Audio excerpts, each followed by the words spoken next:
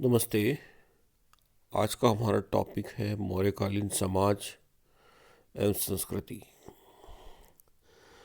जैसे कि हम जानते हैं कि मौर्यकालीन समाज और संस्कृति के बारे में जानने के हमारे पास जो स्रोत है वह कौटिल्य का अर्थशास्त्र, मैगस की इंडिका और अशोक के अभिलेख। ये तीन प्रमुख स्रोत मौर्यकालीन समाज और संस्कृति के बारे में हमें जानकारी प्रदान करते हैं। मौर्यकाल में वर्ण व्यवस्था ही सामाजिक संगठन का आधार थी।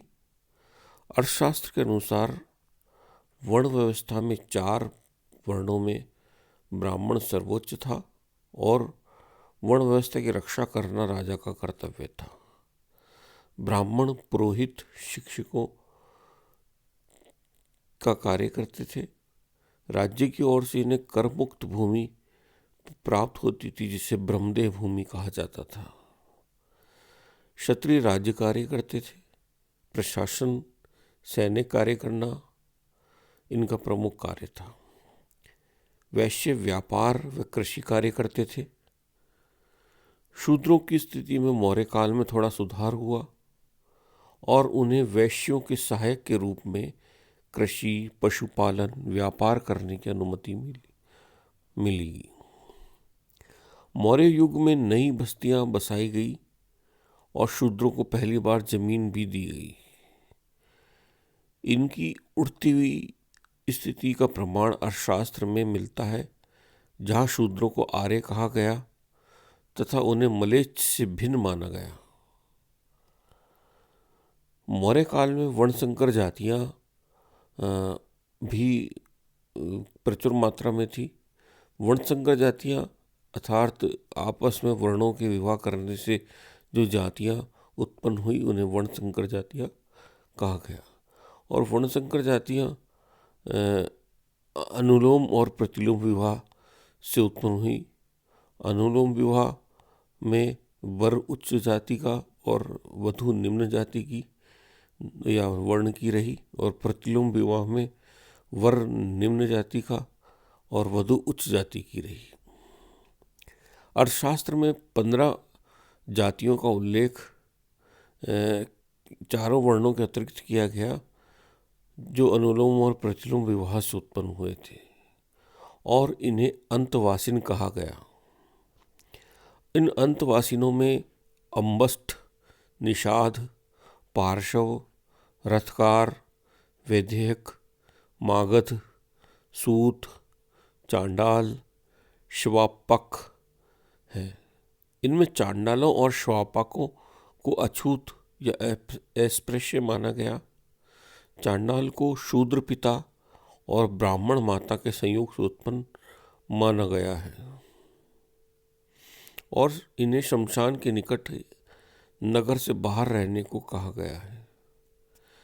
चांडालों और श्वापकों के अतिरिक्त सभी वर्णशंकर जातियाँ, यहाँ तक कि कर्मकारों, दासों को भी कौटिल्य ने शूद्र की श्रेणी में ही रखा।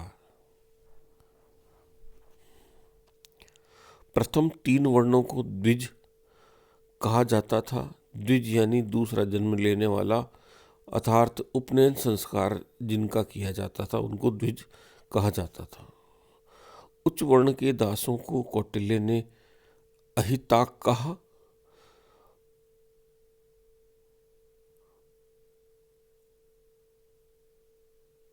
मैगस्नीज ने अपनी इंडिका में लिखा कि भारतीय समाज 4 जातियों में विभक्त है। अब मैगस्नीज ने इंडिका में समाज को 7 भागों में बटाया कि ये 7 भाग थे, अलग 7 भाग थे, जबकि हम देखते हैं कि 4 वर्णों के अतिरिक्त कई असंख्य जातियाँ विद्यमान थी, जबकि मैगस्नीज मोटे तौर पर भारतीय समाज को 7 भागों में बांटा। ये 7 भाग थे। पहला दार्शनिक, जिसको ब्राह्मण साधु कहा गया। दूसरा कृषक, जो सबसे बड़ा वर्ग था समाज का। तीसरा सैनिक यानी क्षत्रिय। चौथा चारावाह है यानी गडरिये। 5वां दस्तकार, जिसमें वैश्य और शूद्र दोनों थे। छठा गुप्तचर, सातवां मंत्री, जिसमें वैश्य और क्षत्रिय दोनों थे। तो मैगजीन्स के द्वारा दिया हुआ गिबरेलिन जो वर्गीकरण था वह सामाजिक न होकर आर्थिक ज़्यादा था। और उसने लिखा कि कोई भी अपनी जाति के बाहर विवाह नहीं कर सकता था और न ही कोई अपना व्यवसाय छोड़कर दूसरा व्यवसाय कर सकता था। पर दार्शनिकों यानी ब्राह्मणों पर ये नियम लागू नहीं होते थे। उसने दार्शनिकों यानी ब्राह्मणों की दो श्रेणियां बताई। पहला सारमेन। सारमेन यानी ये तपस्वियों की भांति जीवन जीते थे और इसमें वैद्य, सन्यासी, दिगंबर साधु, भिक्षु, वानप्रस्थी ब्राह्मण आते थे। दूसरा ब्राह्मण, ये सुख सुविधा व गृहस्थ का जीवन जीते थे। ये ब्राह्मण गृहस्थ थे, मलमल वस्त्र पहनते थे, पुरोताही व शैक्षणिक कार्य करते थे। तो इस तरह से ब्राह्मणों की दो श्रेणियां थी। एक तो जो तपस्वियों की भांति रहते थे वे सारमेन थे और जो गृहस्थ का जीवन जीते थे वो ब्राह्मण थे। दूसरी श्रेणी उसने बताई कृषक वर्ग की। कृषक वर्ग तो था, यह वर्ग सबसे बड़ा वर्ग था समाज का और ये भूमि कर के रूप में उपज का 1/4 भाग देते थे। उन ग्रामों को कर से छूट प्राप्त थी जहाँ से किसान फौज में भर्ती होते थे और कुछ किसान शूद्र भी थे। तो कृषक वर्ग समाज में एक महत्वपूर्ण भूमिका निभाता था। इससे सैनिक भी होते थे और इसमें शूद्र भी थे। तीसरा गडरिया यानी चरवाह यानी शिकारी। कोई भी इलाका साफ करने के पश्चात वहाँ जंगल जानवरों को ख़त्म करने के लिए शिकारी व गडरिया जाती थी। ये पशुपालक व खाना बदोश जाती थी। ये पशुओं के रूप में लगान देते थे।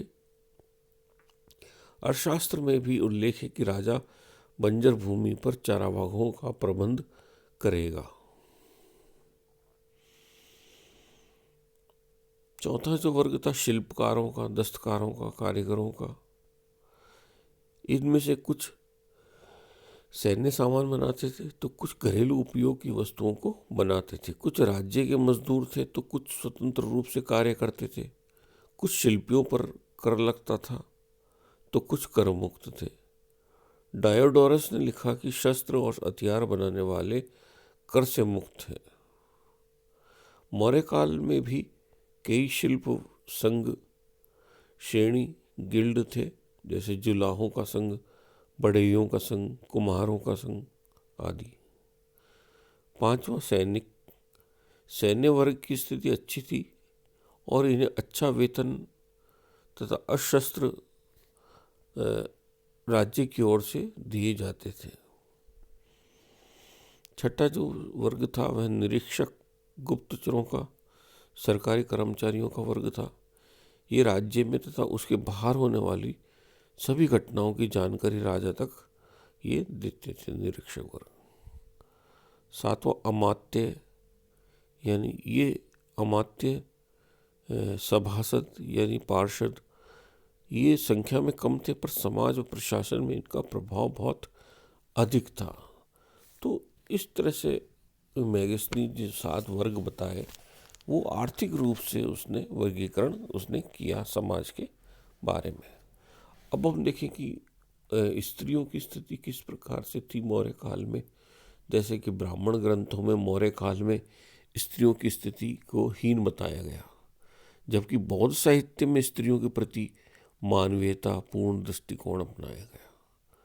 बाद में बौद्धों में भी स्त्रियों की स्थिति में गिरावट उत्पन्न होती गई। स्त्रियां खेतों में कार्य करती थी, कपड़े बुनने का कार्य करती थी और स्त्रियों पर कई प्रकार से सामाजिक व धार्मिक प्रतिबंध भी धीरे धीरे लगाए जाने लगे थे।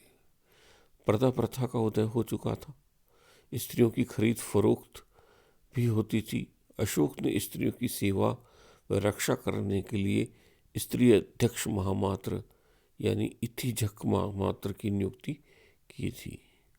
अनेक स्त्रियां गणिका, रूपा, जीवा, वैश्या, अंगरक्षिकाएं गुप्तचर के रूप में कार्य कर रही थी। पारिवारिक जीवन जिस प्रकार से था कि संयुक्त परिवार प्रथा का प्रचलन था, अंतरजातीय विवाह, खान पान निषिद्ध थे। कौटिल्य ने 8 प्रकार के विवाहों का उल्लेख किया है, जिसमें से 4 धर्म विवाह है और 4 अधर्म विवाह है। जो धर्म विवाह थे ये समाज में मान्य थे और इसके अंतर्गत जो 4 विवाह धर्म विवाह जो थे वे थे ब्रह्म विवाह, देव विवाह, आर्ष विवाह और प्रजापत्य विवाह। मैगस्थनीज ने आर्ष विवाह का उल्लेख किया है।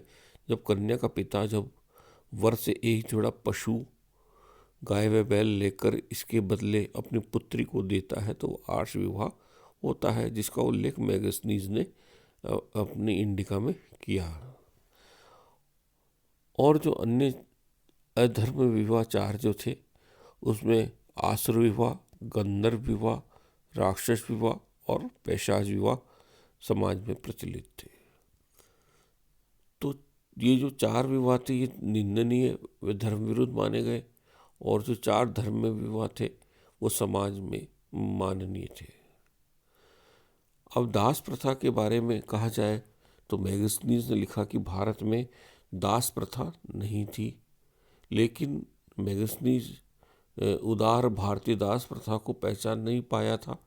भारत में दास परिवार के एक अंग थे, जबकि यूनान में जो दास थे उनके साथ बड़ा बर्बर व्यवहार किया जाता था। तो मैगस्थनीज इस अंतर को पहचान नहीं पाया और उसने लिखा कि भारत में दास प्रथा नहीं थी, जबकि ऐसा नहीं था। भारत में भी कई प्रकार के दास प्रचलित थे। भारत में दास संपत्ति का स्वामी हो सकता था, अपने लिए कमाने वाला हो सकता था और विशेष परिस्थितियों में दासता से मुक्त होने वाला भी हो सकता था। दास खेतों में, जहाँ घरों में, जहाज़ों में काम करते थे। युद्ध में बंदूकों को दास बनाकर काम में लिया जाता था। बंजर भूमि, नई भूमि को कृषि योग्य बनाने के कार्यों में, खानों में, कारखानों के कार्यों में लगाया जाता था दासों को। कलिंग युद्ध में बंदी बनाकर निष्कासित किए गए दासों के साथ भी ऐसा ही किया गया होगा और उनको इन विभिन्न कार्यों में लगा दिया गया होगा, लेकिन दासों को अछूत नहीं माना जाता था।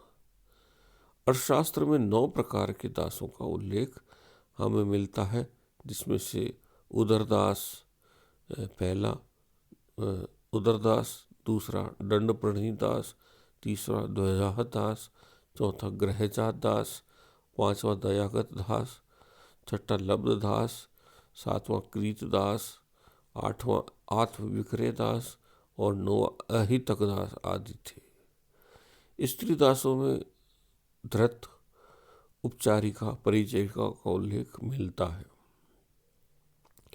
बंधकी भी स्त्री दासों की एक श्रेणी होती थी। तो दास प्रथा काफ़ी विस्तृत रूप में हमें भारत में देखने को मिलती है। चावल मुख्य भोजन पदार्थ था। शराब और मांस का भी प्रयोग किया जाता था। उच्च वर्णीय लोग सोने चांदी के आभूषण पहनते थे और उच्च वर्णों के जो बर्तन थे उनको NBPW यानी नॉर्थ ब्लैक पॉलिश्ड वेयर, उत्तरी कृष्ण परिमार्जित भांड या उत्तरी काली पॉलिश वाले मृद भांड कहा जाता था। NBPW north black polished where, ये इम्पोर्टेंट है। इसको ISRS में भी पूछा जाता है कि NBPW क्या है, यानी नॉर्थ ब्लैक पॉलिश्ड वेयर, उत्तरी कृष्ण परिमार्जित मृद भांड। और निम्न प्रकार के जो लोग थे वो कच्ची ईंटों के घरों में रहते थे और उच्च प्रकार के लोग लकड़ी के घरों में रहा करते थे। सूती वस्त्र के कारखाने जो थे वे काशी में, वत्स में, अपरांत में, बंग में और मथुरा में फैले हुए थे। ऊनी वस्त्र के लिए नेपाल प्रसिद्ध था और मलमल वस्त्र के लिए बंगाल प्रसिद्ध था। हीरे कश्मीर से, कौशल से, विदर्भ से और कलिंग से मंगाए जाते थे। चमड़ा हिमाचल प्रदेश में पाया जाता था और मोतियों को ताम्रपर्णी और पांड्य राज्य से मंगाया जाता था। बड़े जहाज जो थे प्रवहन कहलाते थे। अशोक के समय कश्मीर में श्रीनगर, नेपाल में देवपत्तन नामक नगरों की स्थापना हुई थी।